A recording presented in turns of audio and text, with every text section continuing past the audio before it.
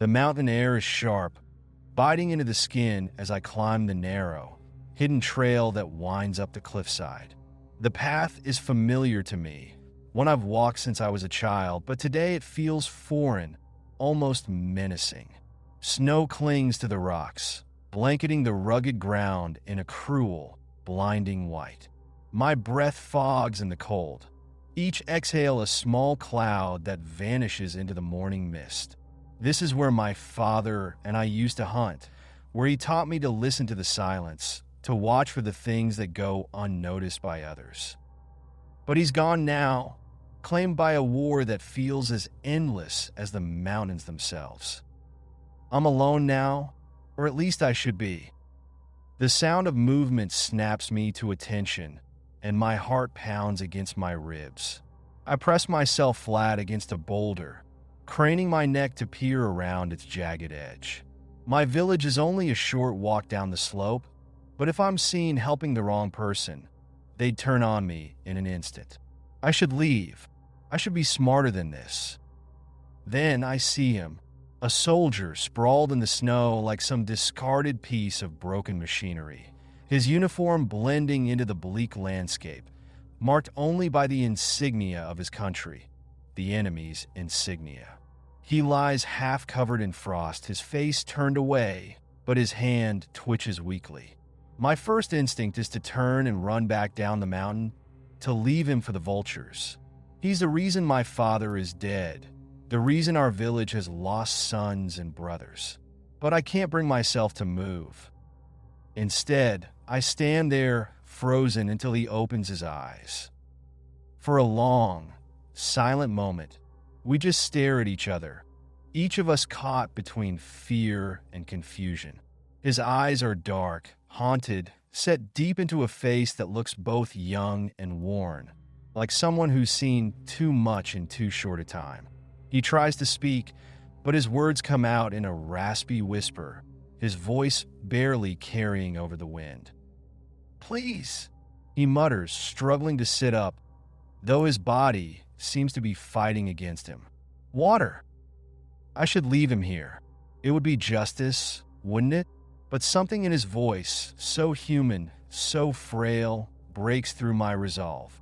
Against my better judgment, I move closer, reaching into my satchel to pull out a canteen. I don't hand it to him right away, my eyes narrowing as I study him, looking for any hint of deception. He's barely conscious, one leg bent at an awkward angle, his face contorted in pain. I press the canteen into his trembling hands and watch as he drinks in greedy gulps, too desperate to notice my suspicious gaze. When he finally finishes, he slumps back, his breathing ragged. "Thank you," he murmurs, his eyes slipping shut. There's a flicker of relief in his face, but it's quickly replaced by something darker, a kind of resignation. I hesitate, torn between the impulse to help him and the bitterness that claws at my chest. But then he looks at me, really looks, his expression softening. "You shouldn't be here," he says, his voice barely a whisper. "They'll find you." The irony isn't lost on me. He's the one who should be afraid, yet he's worried about me. It's absurd, almost laughable, but his words strike a chord. I glance over my shoulder, half expecting to see soldiers cresting the ridge, but the path is clear. Still, his warning settles into my bones. Every minute I spend here is another minute I risk everything. My life, my family, the fragile peace I've tried to hold on to since my father's death. But I can't bring myself to walk away. "What's your name?" I ask, my voice sharper than I intend. He blinks, looking surprised. "Emile," he says after a moment, his voice hoarse. I stare at him, 1,000 questions swirling in my mind. "Who are you really? Why are you here?" But the words die in my throat, replaced by a strange sense of pity. His uniform is torn, his skin pale, his eyes hollowed by exhaustion. He's not a monster, just a man who's been left behind, forgotten by his own people. "Can you walk, Emile?" I ask, the words feeling strange in my mouth. He tries to move, his face twisting in pain as he shifts his leg. "No," he mutters, his voice tight. "My leg, I think it's broken." I know what that means. Out here, with no help, he won't last the night. Even if the cold doesn't kill him, the infection will. My mind races, torn between the impulse to leave him to his fate and the faint, inexplicable urge to help. I don't owe him anything. If anything, he owes me. But as I look at him, I see the same helplessness, the same desperation that clings to all of us in the village, regardless of which side we're on. War doesn't discriminate. It destroys everything in its path, leaving only fragments behind. "I'll help you," I say, barely recognizing my own voice. "But only to the border. After that, you're on your own." His eyes widen, gratitude mixing with disbelief. "Why would you?" "Don't mistake this for kindness," I interrupt, my voice cold. "My father died because of men like you. This isn't forgiveness." He nods, his gaze steady, almost respectful. "I understand," he murmurs, his voice barely audible. I turn away, pulling out the pieces of cloth I've brought along, and begin fashioning a crude splint for his leg. He winces as I work, but he doesn't complain, even when the pain is clearly unbearable. There's a quiet strength in him, a resilience that feels painfully familiar, a reminder of my father's last days. Once his leg is secured, I help him to his feet, bracing myself against his weight as he stumbles, his hand gripping my shoulder for support. His touch is hesitant, almost reluctant, as if he's afraid of burdening me further. But he has no choice. Without my help, he'd be stranded here, left to freeze in the shadow of the mountains. The journey ahead is daunting, filled with dangers and unknowns, but I push the doubts aside. For now, all that matters is moving forward one step at a time. The path winds down through the rocks, each step taking us closer to the border, closer to a strange, uneasy kind of freedom. As we walk, a fragile silence settles between us, broken only by the crunch of snow beneath our feet and the occasional hiss of pain as he stumbles. He doesn't thank me again, and I don't offer any comfort. We're two strangers bound by necessity, each carrying the weight of our own scars, our own grudges. The sky begins to darken, the wind picking up, and I know we'll have to find shelter soon. I scan the horizon, searching for anything that might serve as protection against the cold. Just ahead, I spot a narrow crevice between two large boulders, a small hollow where the wind won't reach us. "We'll stop here for the night," I say, guiding him toward the shelter. He nods, slumping down against the rock, his face etched with exhaustion and pain. I sit beside him, our backs pressed against the stone, and for a moment, we simply sit there, letting the silence stretch between us. In the dim light, I can see the faint lines of sorrow on his face, the shadows of battles fought and lost. He's not so different from me, I realize. Just another soul trying to survive in a world that's tearing itself apart. As night falls, the cold settles over us, but we huddle together, our shared warmth the only barrier against the freezing air. And as I close my eyes, leaning against the stranger beside me, I feel the first glimmer of understanding, a fragile, tentative bridge between us, born not of trust, but of necessity. For tonight, we are not enemies. We're simply two people, clinging to survival in the unforgiving mountains, haunted by the same memories, the same unspoken losses. For tonight, that's enough. The dawn light is pale, thin as it filters through the trees, casting soft shadows on the snow-dusted ground. Emil stirs beside me, a quiet groan escaping his lips as he shifts his leg. His face is drawn and pale, but there's a flicker of determination in his eyes, a spark that refuses to go out, despite the odds stacked against him. I'm surprised by it, and for a moment, I catch myself almost admiring his resilience. We don't speak as we prepare to leave. I help him to his feet, adjusting the makeshift splint on his leg, and he leans heavily on my shoulder as we continue down the narrow trail. Each step is a struggle, his weight pressing against me, but we press on, moving as one, bound together by necessity.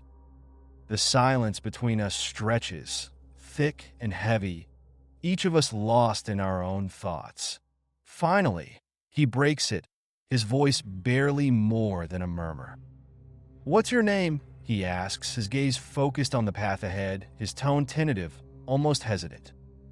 I hesitate, the instinct to stay silent clashing with a small, irrational impulse to answer. After all, it's a simple question, and in this strange, isolated world we've found ourselves in, names seem to hold less weight, less danger. So I give in. "Lena," I say, my voice softer than I intend.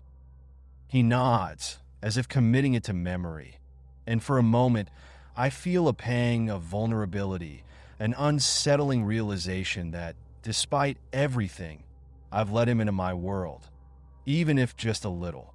I shake off the feeling, reminding myself of the divide that lies between us, the war that pits us against each other. He is still the enemy, a stranger who would have left me for dead if our roles were reversed. Or so I tell myself. As we descend the mountain, the terrain becomes treacherous, rocks and roots jutting out from the snow, and I'm forced to focus on every step, guiding him carefully. Despite his injuries, Emil moves with a quiet strength, gritting his teeth against the pain, his breath shallow and controlled. It's clear he's a soldier through and through, trained to push through suffering, to keep moving forward no matter the cost. Hours pass, and my own strength begins to wane, the cold and exhaustion seeping into my bones.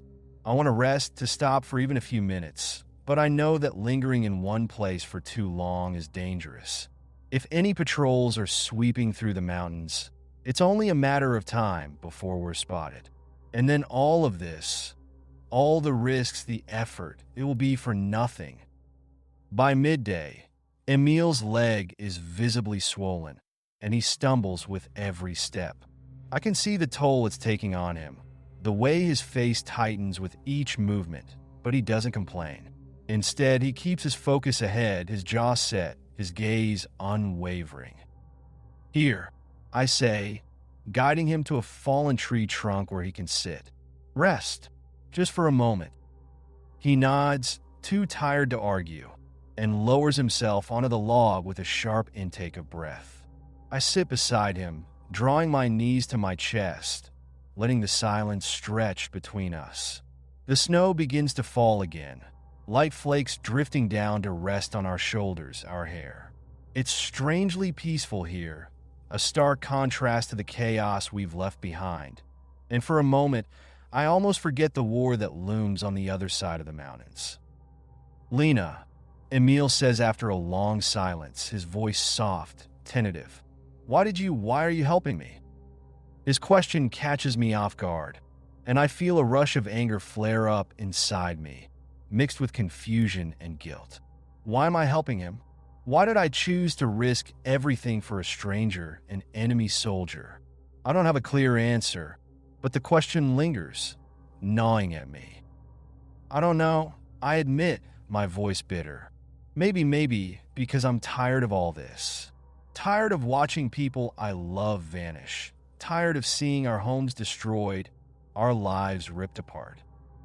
He looks at me, his gaze searching, and I feel the weight of his silence, his understanding.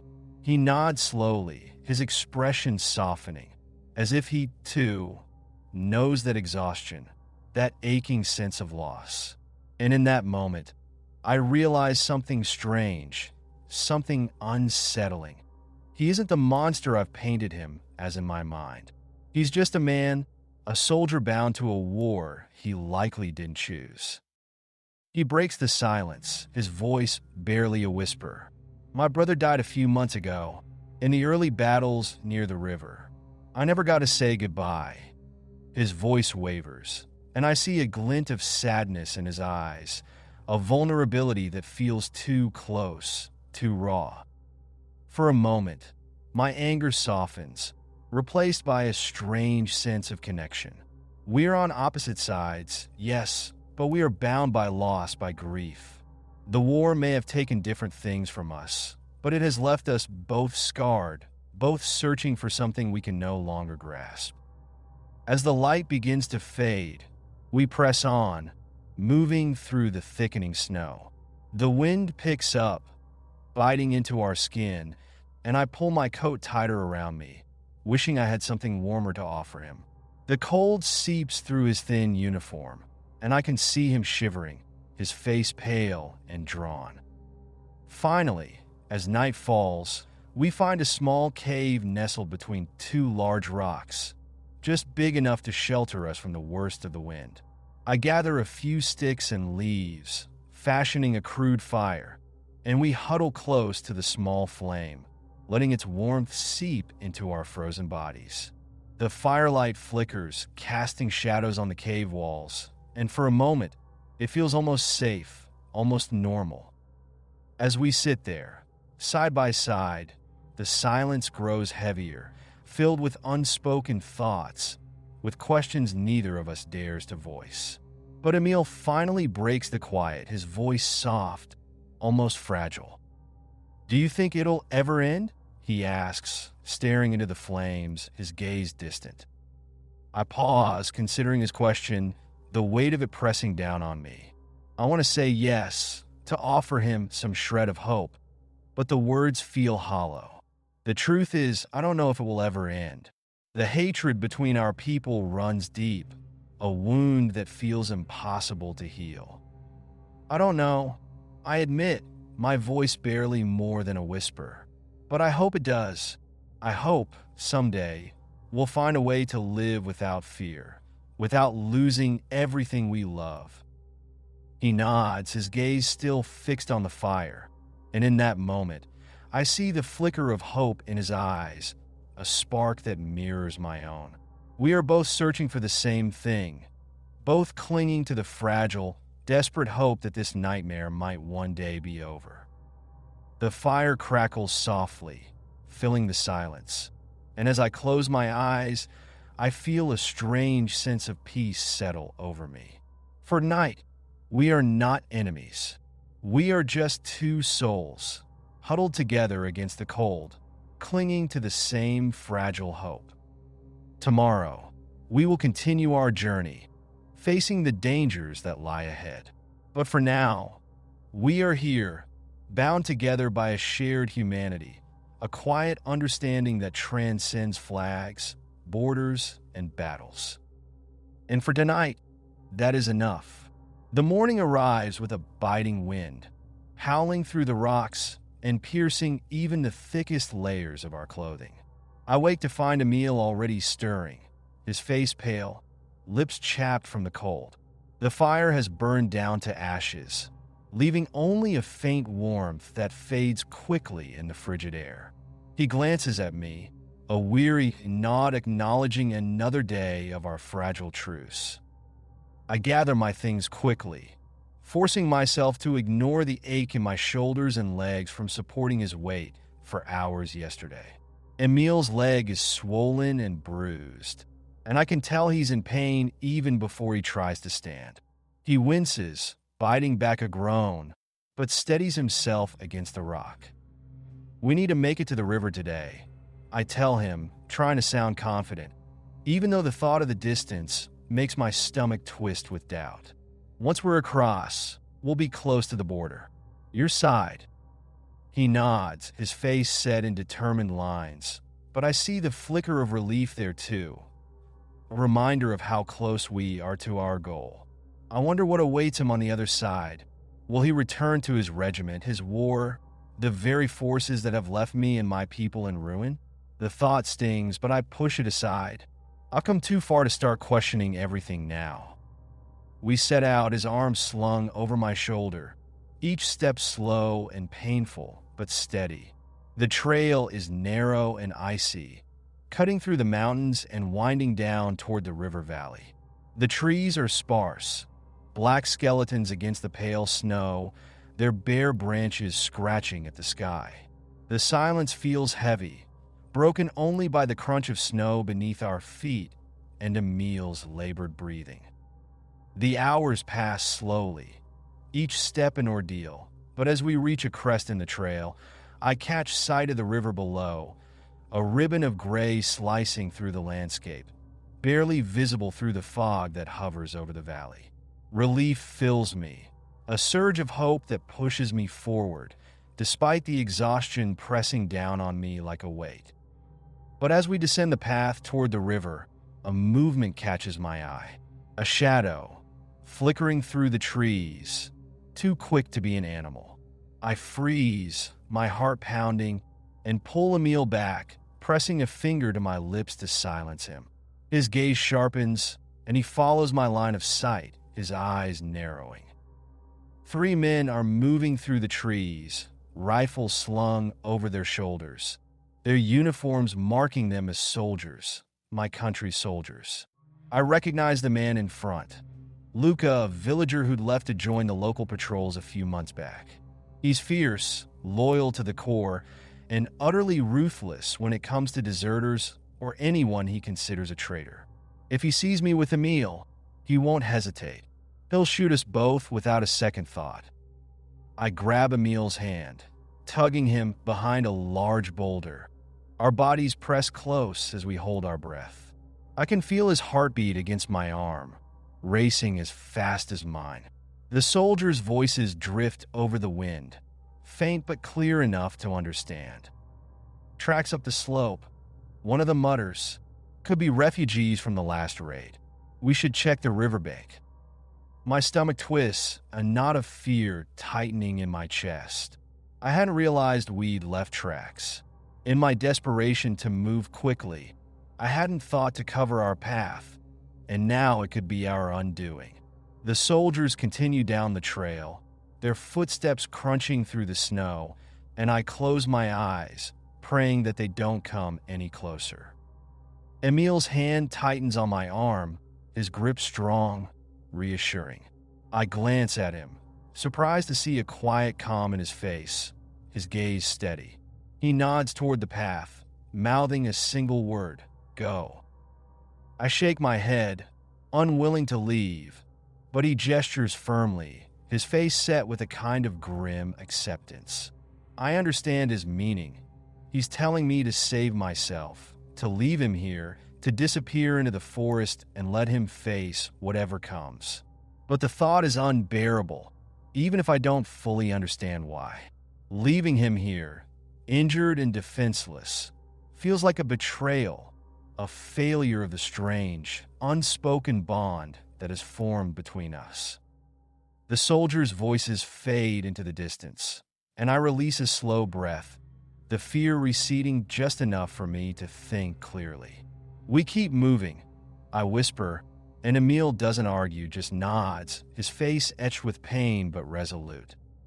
We wait a few minutes to be sure the patrol has moved on before we slip back onto the trail, making our way down toward the river with renewed urgency. The closer we get, the colder the air feels, a damp chill rising from the water as we reach the edge of the bank. The river is swift and wide, the current strong, slicing through the landscape with relentless power. Crossing it won't be easy, especially with Emil's leg, but there's no other option. On the other side lies freedom, his freedom. I scan the riverbank, searching for a place where the water might be shallow enough to cross. Just upstream, I spot a narrow stretch where large rocks jut from the water, forming a crude path. It's risky. The rocks are slick with ice, and one misstep could mean being swept downstream, but it's our best chance. "Over there," I say, pointing, and Emil follows my gaze, his eyes darkening as he takes in the treacherous path. He hesitates, glancing at me. "You don't have to do this, Lena," he says, his voice low. You've done more than enough. I can make it from here. I shake my head, the decision already made. I'm not leaving you here to freeze, I say firmly. Let's go. I help him onto the first rock, keeping my grip steady as he finds his balance. One step at a time, we make our way across, my heart pounding with each uncertain step.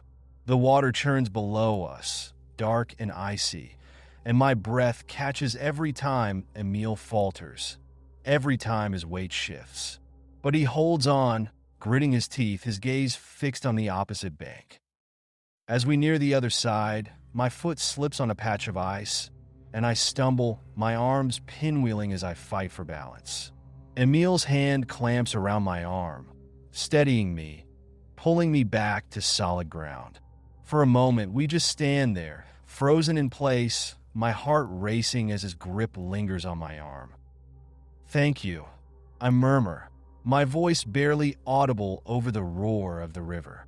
He nods, his eyes searching mine, and for a brief, suspended moment, I feel something shift between us. A fragile understanding, a recognition of the bond that has grown in the silence of our journey. We finally reach the opposite bank, and I collapse onto the ground, my body trembling with exhaustion, relief flooding through me like a warm tide. Emil lowers himself beside me, his breath's ragged, but a faint smile flickers across his lips, a glimmer of victory that feels strangely shared. After a long silence, he speaks, his voice soft. You saved my life, Lena, more than once. I look away, the weight of his gratitude pressing down on me, stirring emotions I can't fully understand. You would have done the same, I say, though I don't know if it's true. I want to believe it, to think that this kindness could transcend the boundaries drawn by war, that even a soldier from the other side could see me as something more than an enemy. He doesn't respond, and in the quiet, I realize that this is the end of our journey. He's on his side of the border now, and I am on mine.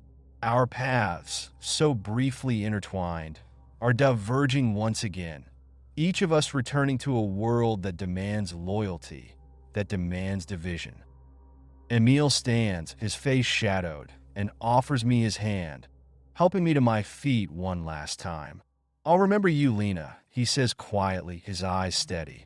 No matter what happens, no matter where this war takes me, I'll remember. I nod, unable to find words, feeling the strange, bittersweet ache of farewell settle in my chest. As he turns and limps away into the trees, his figure disappearing into the mist, I watch him go, knowing that our paths may never cross again. But as I turn back toward my own side, toward my village and my people, I carry with me the memory of a wounded soldier with a name, a face, and a humanity that cannot be erased by any flag or border.